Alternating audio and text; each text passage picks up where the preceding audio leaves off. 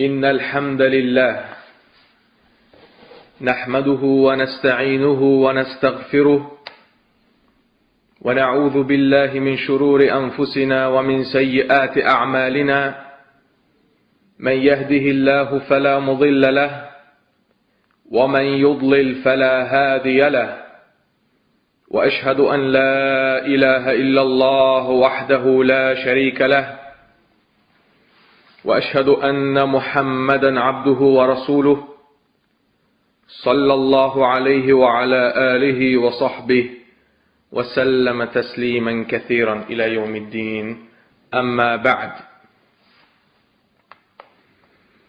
İnsan həqiqi xoşbəxtlərin və ya həqiqi bədbəxtlərin kimlər olacağını bilmək istəyirsə, Allahın kimlərdən razı qaldığını və ya kimləri lənətlədiyini bilməsi kifayətdir. Lənət Allahın rəhmətindən qovulmağa deyilir. Məgər Allahın rəhmətindən qovulmuş insandan daha bədbəxti ola bilərmi? Hər bir müsəlman bilməlidir ki, İslam dininin əsasları olan Quran-ı Kərimdə və səhih hədislərdə kimlər konkret olaraq lənətlənmişdir? Birinci bölüm Quran-ı Kərimdə lənətlənmişlər. Birinci, İblis. Allah subhanahu wa ta'ala İblisə Adəmə səcdə etməyi əmr etdiyi zaman İblis onun əmrinə itaət etmədiyinə, təkəbbürlük göstərdiyinə, dikbaşlıq etdiyinə, Adəmə həsəd apardığına görə lənətlənmişdir.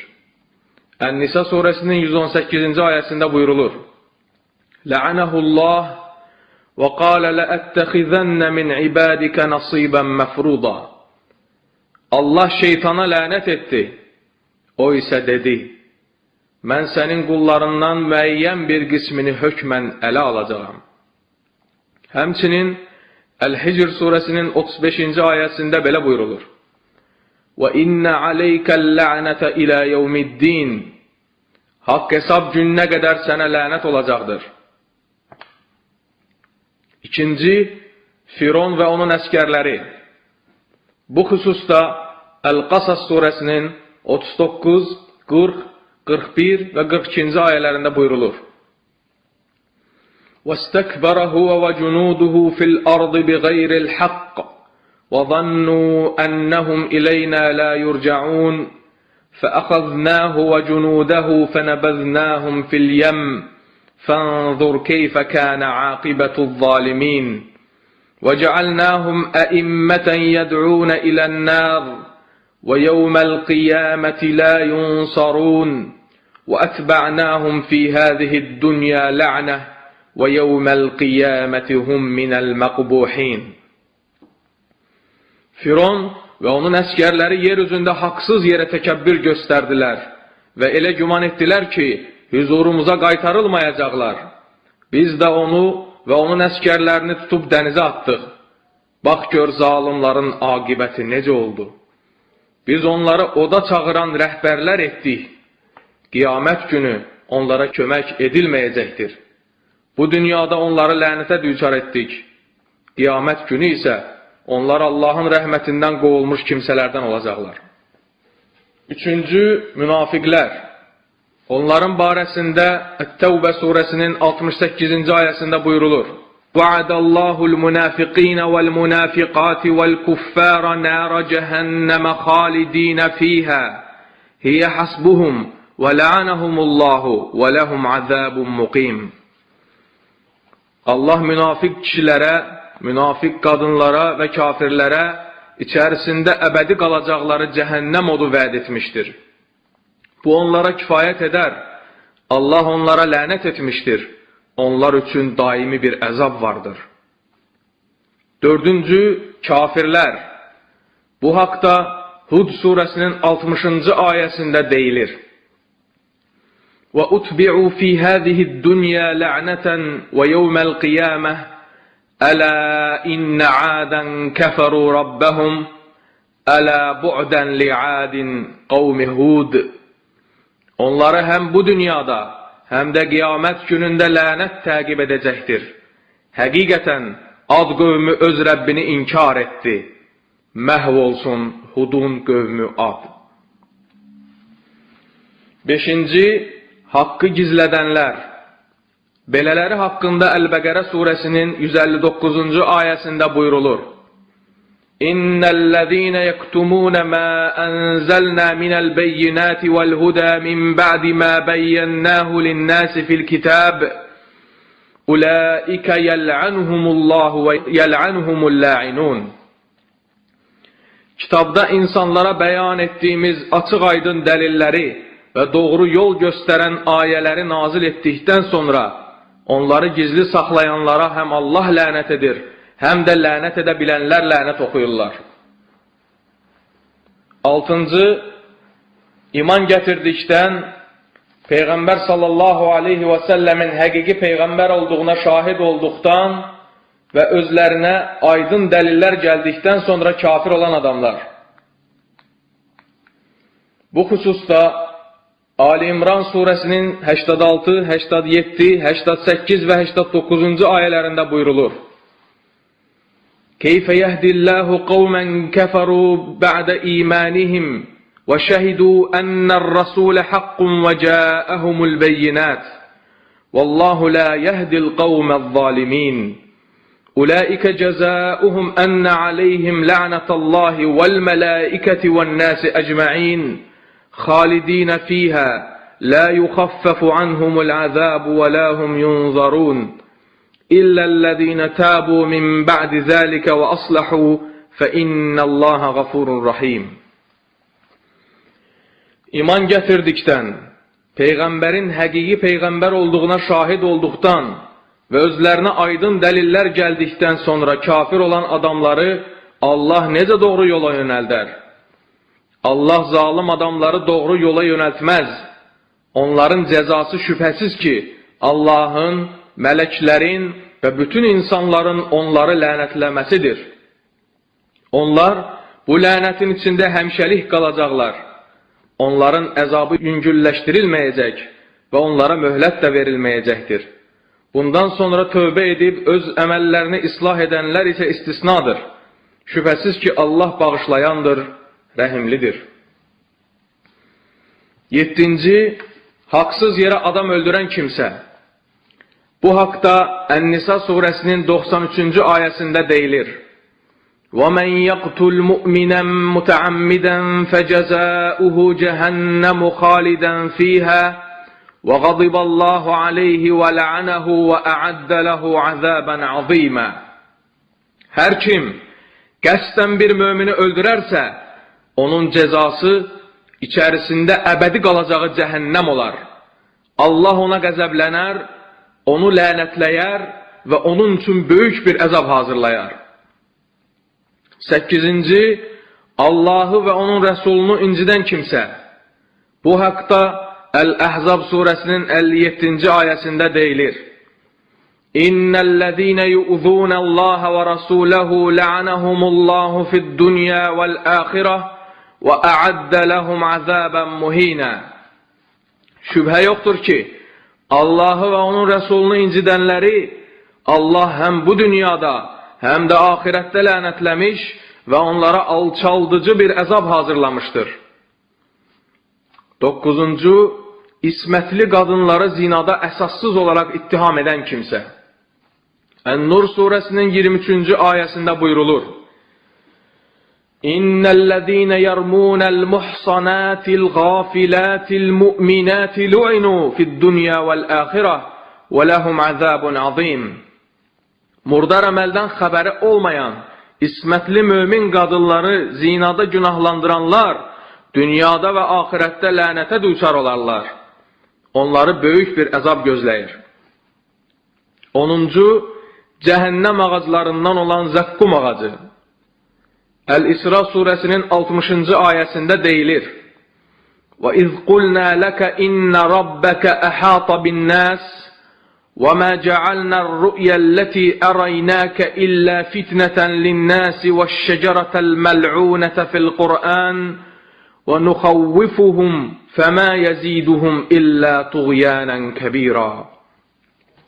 Bir zaman biz sənə Rəbbin insanları əhatə etmişdir demişdik. Meracda sənə göstərdiyimiz mənzərəni və Quranda lənətlənmiş ağacı insanlar üçün yalnız bir imtihan etdik. Biz onları qorxuduruq. Bu isə onlarda ancaq böyük bir azğınlığı daha da artırır. İkinci bölüm sünnədə lənətlənmişlər.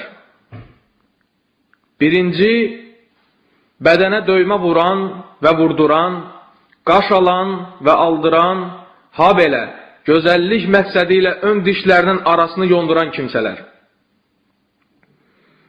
Burada döymək deyildikdə, dəridə iynə ilə yazı yazmaq və ya şəkil çəkmək nəzərdə tutulur. İslama qədərki dövrdə əsasən qadınlar hansı qəbiləyə mənsub olduqlarını bildirmək üçün bədənlərinin bəzi yerlərinə yazı və ya şəkil döydürərdilər. Rəvayət edilir ki, bir gün Abdullah ibn Məs'ud radıyallahu anhu dedi, Allah bədənə döyən və döydürən, qaş alan və aldıran, gözəllik üçün dişlərinin arasını yondurub Allahın yaratdığında dəyişiklik edən qadınlara lənət eləsin. Bu xəbər Bənu Əsəd qəbiləsindən olan Ummu Yaqub adlı bir qadına çatdıqda, o İbn Məsudun yanına gəlib dedi, mənə xəbər çatdı ki, sən belə-belə lənətlər oxuyursan. İbn Məsud radiyallahu anhu dedi, Peyğəmbər sallallahu aleyhi və səlləmin lənət oxuduğu və Allahın kitabında zikr olunan kimsəyə mən necə lənət oxumayım? Qadın dedi, mən bu iki lövhə arasında, yəni Quranda olanları oxumuşam, amma sənin dediyinə rast gəlməmişəm. İbn Məsud radiyallahu anhu dedi, əgər sən onu diqqətlə oxusaydın, rast gələrdin. Məgər sən, Peyğəmbər sizə nəyi verirsə onu götürün, nəyi də qadağan edirsə ondan çəkinin ayəsini oxumamısan? Qadın dedi, bəli oxumuşam. İbn Məsud dedi, bu əməlləri də məhz Peyğəmbər sallallahu aleyhi və səlləm qadağan etmişdir. Qadın dedi, axı mən sənin zövcənin bunları etdiyini görmüşəm. İbn Məsud dedi, get yaxşı-yaxşı bax. Qadın gedib baxdıqda onun zövcəsinin qaşlarında heç bir dəyişiklik görmədi. İbn Məsud dedi, əgər bu qadının dediyi kimi olsaydı, mən zövcəmlə yaxınlıq etməzdim. Bu hədisi Buxari rəvayət etmişdir. İslam alimləri qadına dodağın üstündə, alt dodaq şırımında və üzdə bitən tükləri qoparmağı caiz görmüşlər. Həmçinin aralarını yonmamaq şərti ilə əyri dişləri düzəltməyə də icazə vermişlər. İkinci, saçın ucuna saç calayan və calatdıran qadınlar. Yuxarıda qeyd etdiyimiz Abdullah ibn Məsud radiyallahu anhudan rəvayət olunan hədisin digər ləfsində deyilir ki, İbn Məsud radiyallahu anhu Allah saçın ucuna saç calayan qadınlara lənət eləsin demişdir. Digər bir hədisdə Ayşə radiyallahu anhə rəvayət edir ki, Ənsardan olan bir qız ərə getdi. Bir müddətdən sonra qız xəstələndi və xəstəlik yüzündən onun saçları töküldü. Qızın yaxınları ona saç calatdırmaq istədilər və bu haqda Peyğəmbər sallallahu aleyhi və səlləmdən soruşdular. O isə belə cavab verdi.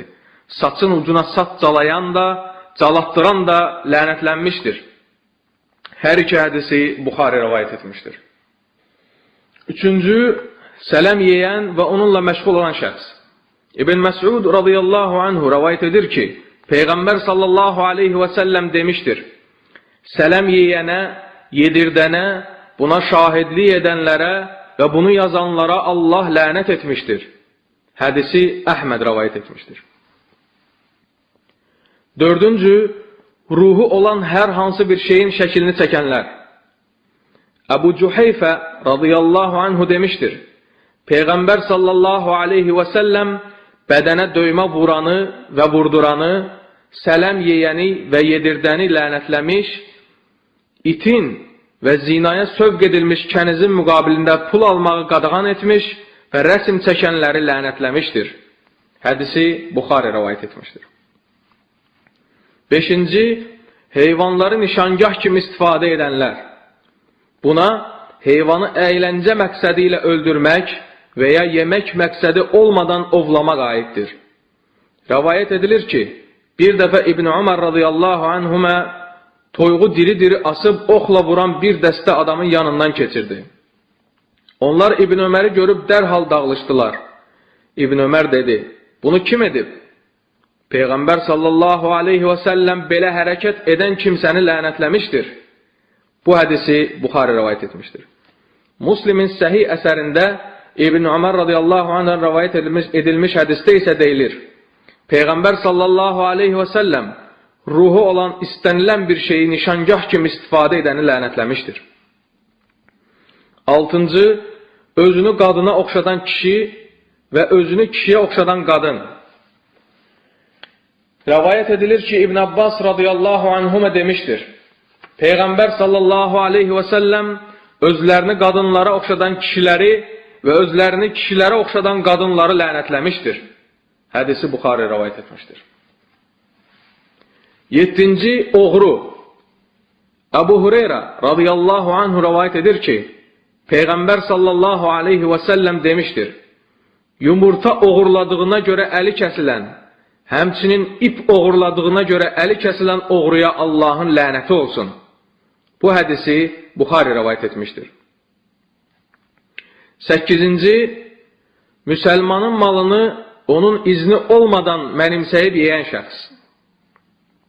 Cabir ibn Abdullah radıyallahu anhu rivayet edir ki, Peyğəmbər sallallahu aleyhi və səlləm hər bir tayfanın qan bahasını təsbit etdi.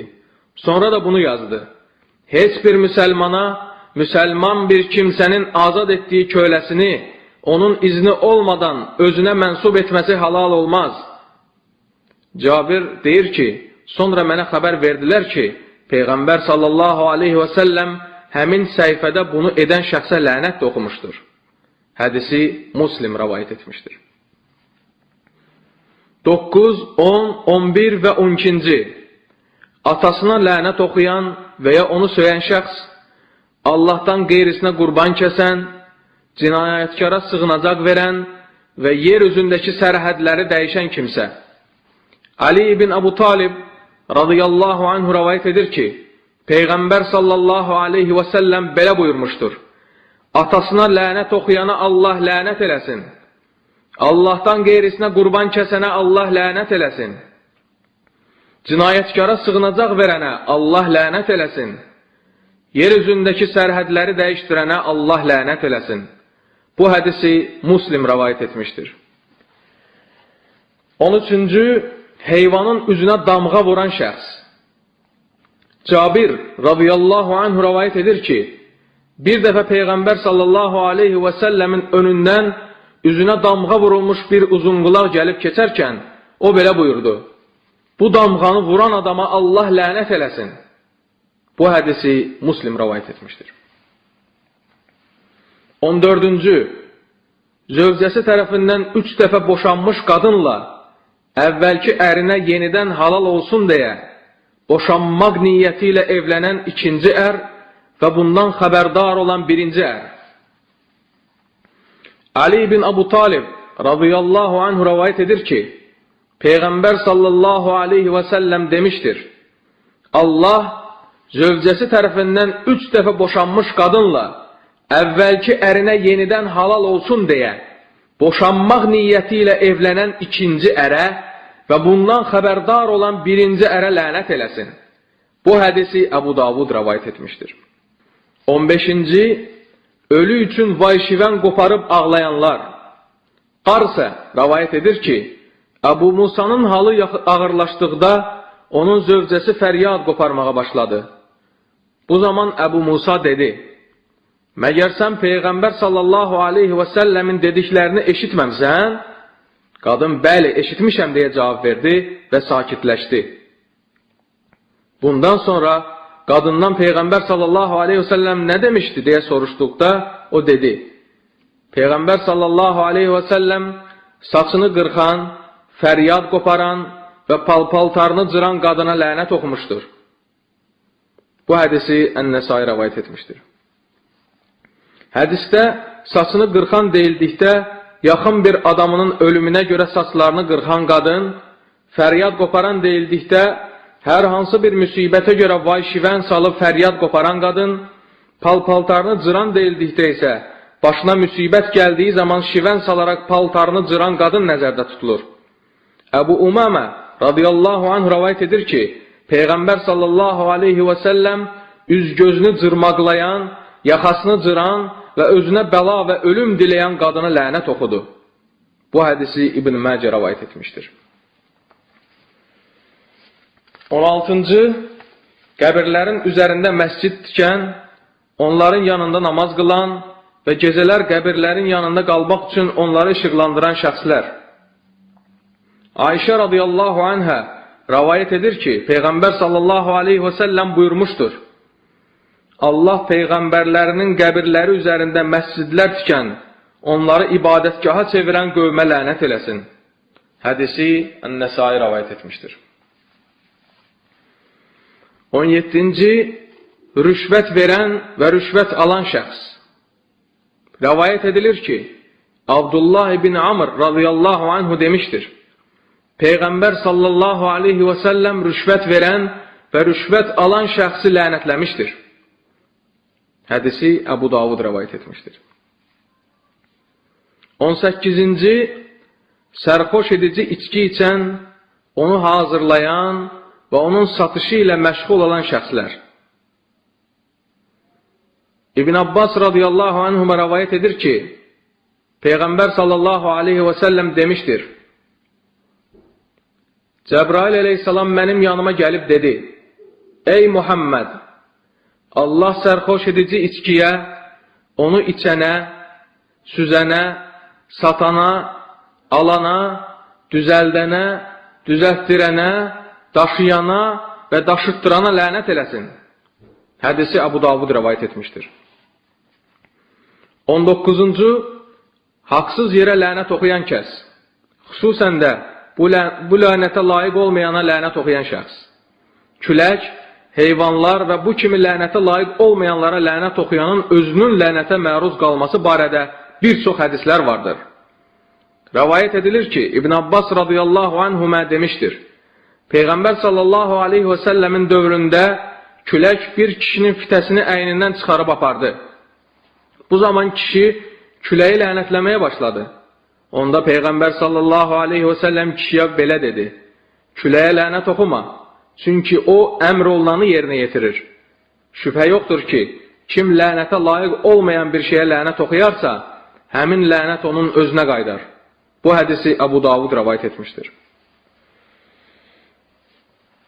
20-ci, ər yaxınlıq etmək istədiyi zaman ondan imtina edən və ona üzürsüz səbəbdən itaət etməyən qadın. Əbu Hüreyrə radiyallahu anhu rəvayət edir ki, Peyğəmbər sallallahu aleyhi və səlləm demişdir: Kişi öz həyat yoldaşını yatağına çağırdığı zaman, qadın ona yaxınlıq verməsə və əri bu səbəbdən ona qəzəbi tutmuş halda yatsa, mələklər səhərə qədər o qadına lənət oxuyar. Hədisi Buxari rəvayət etmişdir. 21-ci, zəkat və sədəqə verməkdən boyun qaçıran kimsə. Rəvayət edilir ki, Ali ibn Abu Talib radiyallahu anhu demişdir: Sədəqə verməkdən boyun qaçıran şəxs lənətlənmişdir. Hədisi Tirmizi rəvayət etmişdir. 22-ci, Peyğəmbər sallallahu aleyhi və səlləmə əziyyət vermiş və onun dəvətinə qarşı mübarizə aparmış ərəb qəbilələri, xüsusən də Məunə adlı su quyusunun yanında Peyğəmbər sallallahu aleyhi və səlləmin səhabələrindən olan qariləri öldürənlər. Ənəs radiyallahu anhu rəvayət edir ki, Peyğəmbər sallallahu aleyhi və səlləm bir ay qunut duası edərək Re'l, Zəkvan və Lihyan qəbilələrinə lənət oxumuşdur. Bu hədisi Nəsai rəvayət etmişdir. Həmçinin rəvayət edilir ki, Xufəf ibn İymə İbn Rahda Əl-Ğifari radiyallahu anhu demişdir: Peyğəmbər sallallahu aleyhi və səlləm bizimlə birlikdə sübh namazını qıldı. O sonuncu rükətdə başını rükudan qaldırdıqdan sonra dua edib dedi: Allah Lihyan, Re'l, Zəkvan və Allaha və Rasuluna asi olan Useyyə qəbilələrinə lənət eləsin. Allah Əsləm qəbiləsinə əminamanlıq nəsib etsin. Allah Ğifar qəbiləsini bağışlasın. Sonra Peyğəmbər sallallahu aleyhi və səlləm səcdəyə getdi. O, namazını bitirdikdən sonra üzünü cəmaata çevirib belə dedi: Ey insanlar! Bu duaları mən özümdən demədim. Bunları məhz qüdrətli və əzəmətli Allah dedi. Hədisi Əhməd rəvayət etmişdir. 23-cü, Əqrəb. Rəvayət edilir ki, Ayşə radıyallahu anhə demişdir. Bir dəfə Peyğəmbər sallallahu aleyhi və səlləm namazda ikən əqrəb onu sancdı. Bu zaman Peyğəmbər sallallahu aleyhi və səlləm dedi, Allah əqrəbə lənət eləsin. O, nə namaz qılanı, nə də namazda olmayanı sərbəst buraxır. Onu istər haramın ərazisində, yəni Məkkə və Mədinə şəhərlərində, istərsə də başqa yerdə görsəniz öldürün. Hədisi İbn Məcə rəvayət etmişdir. 24-cü qəbir soyğunçusu. Rəvayət edilir ki, Amra bint Abdurrahman demişdir. Peyğəmbər sallallahu aleyhi və səlləm qəbir soyğunçuluğu ilə məşğul olan kişiyə və qadına lənət etmişdir. Bu hədisi Malik rəvayət etmişdir. 25-ci, həccin ən əzəmətli günləri olan Ərəfat günü, Qurban günü və bayramın digər 3 günü ərzində həcc edənin təlbiyəni dayandırması. Səid ibn Cübeyr radıyallahu anhu demişdir. Bir dəfə İbn Abbas radıyallahu anhu Ərəfatdan nar yeyərkən mən onun yanına gəldim və o dedi, bir dəfə Allahın elçisi sallallahu aleyhi və səlləm Ərəfatda ikən Ummul Fadl ona süd göndərmişdi. O da südü istikdən sonra dedi, Allah filan kəslərə lənət eləsin. Onlar həccin ən əzəmətli günlərinin zinətini tərk etmişdilər. Şübhəsiz ki, həccin zinəti təlbiyədir. Bu hədisi Malik rəvayət etmişdir. 26, 27, 28 və 29-cu. Kör adamı yolu səhv demək, pozğun işlər görmək, heyvanlarla yaxınlıq etmək və valideynə qarşı asilik etmək.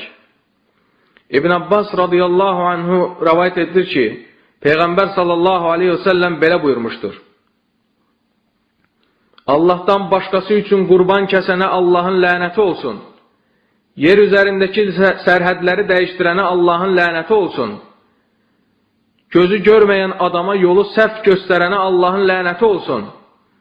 Valideynini söyənə Allahın lənəti olsun. Ağasından qeyrisini özünə ağa təyin edən qula Allahın lənəti olsun. Heyvanla yaxınlıq edənə Allahın lənəti olsun. Lut qövmünün etdiyi əməli edənə Allahın lənəti olsun. Lut qövmünün etdiyi əməli edənə Allahın lənəti olsun.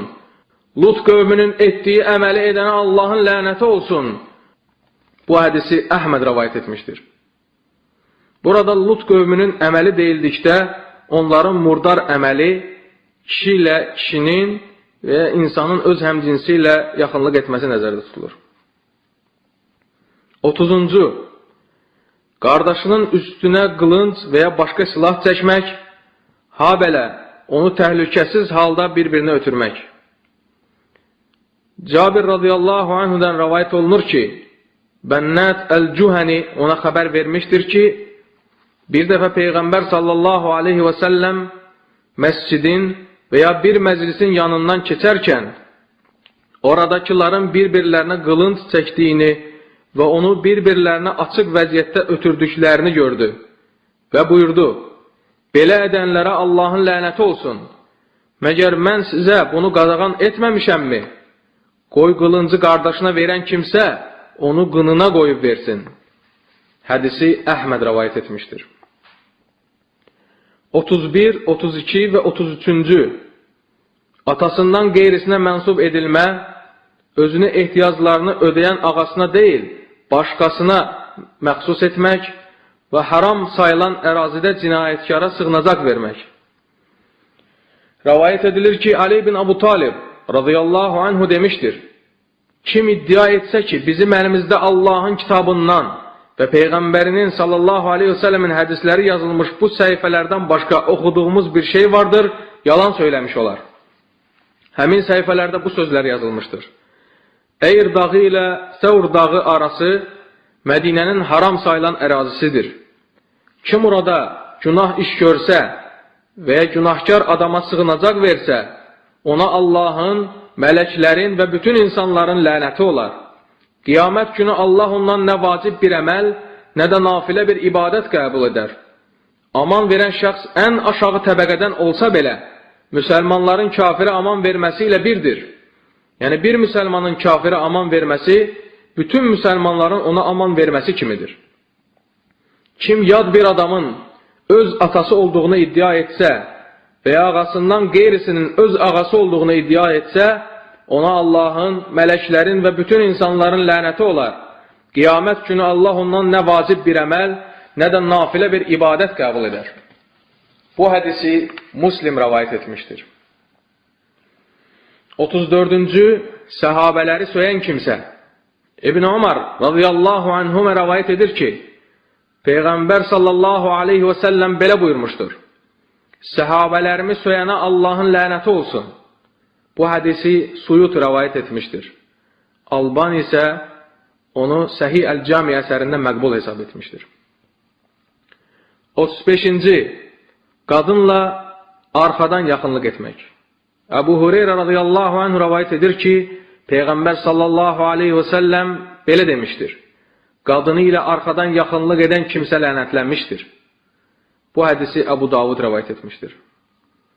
36-cı, dünya və onun üzərindəkiləri.